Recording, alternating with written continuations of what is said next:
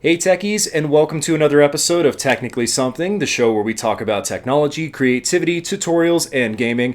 I'm your host, Kevin Allen, and today's episode is all about color. There are plenty of things that you can do with color, especially if you're an artist, designer, anyone who's using colors, even in film. The cool thing about colors is that they elicit a psychological response from your viewers depending on how you use them. Understanding how to use them will aid you in becoming an effective and awesome designer. But any college art student could tell you right off the bat that you could spend years learning everything that color has to offer. So we're going to start off with the basics. We're going to go over the color wheel, color schemes, color harmony, and color context. By the time this video is done, you'll be well on your way to using colors more effectively. So strap yourselves in because we're going on a color trip!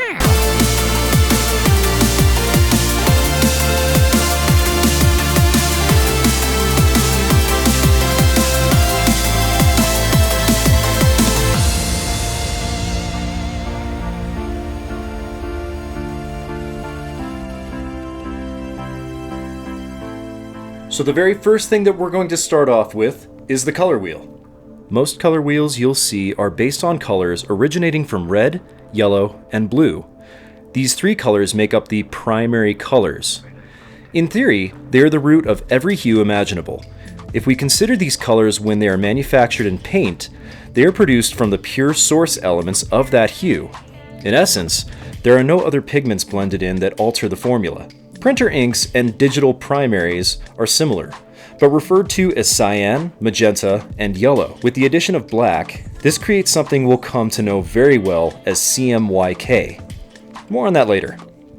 One way that I was taught to think about the color wheel is that your primary colors are parents. Now, when you have two colors that come together, they create a secondary. Let's look at an example.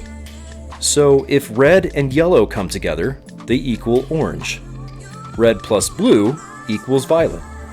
Blue plus yellow equals green, and so on and so forth.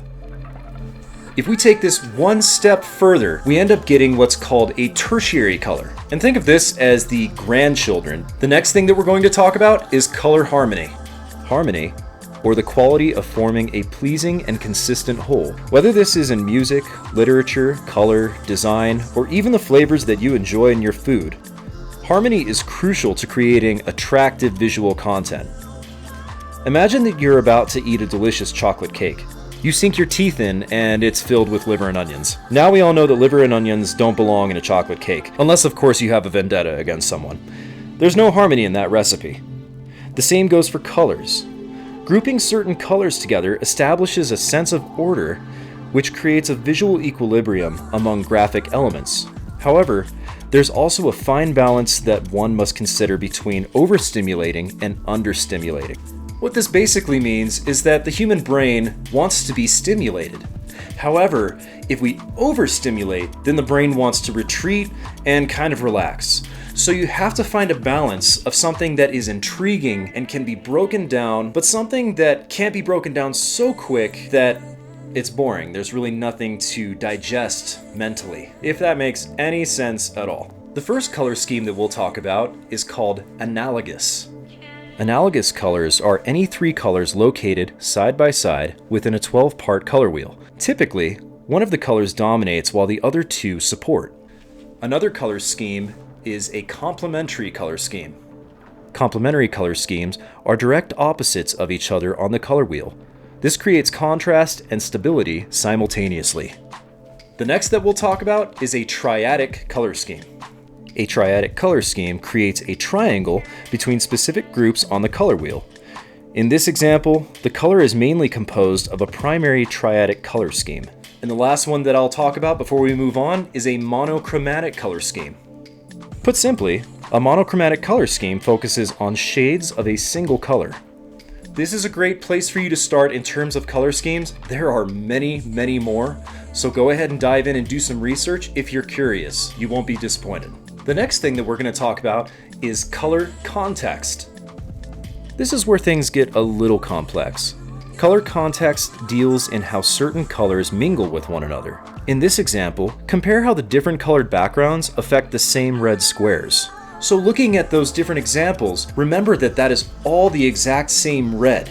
But when they're combined next to each other, they create a different level of context because of how they mingle. If we think about Bruce, black and red and white and red create a decent amount of contrast, whereas orange and red has a very low contrast, but they kind of blend together, creating a certain harmony or unity.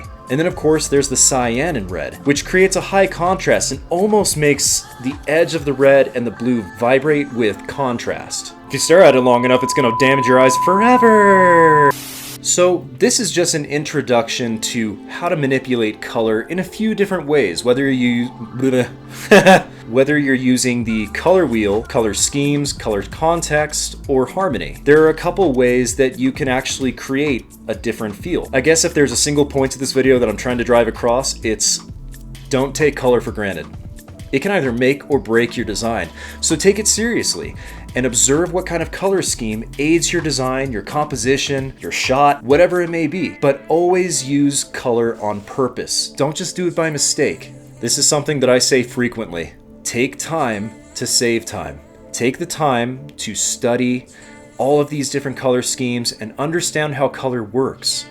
And that way in the future, you'll save yourself some time because you won't be going back trying to fix something that is broken because you don't know why, because you haven't studied the knowledge.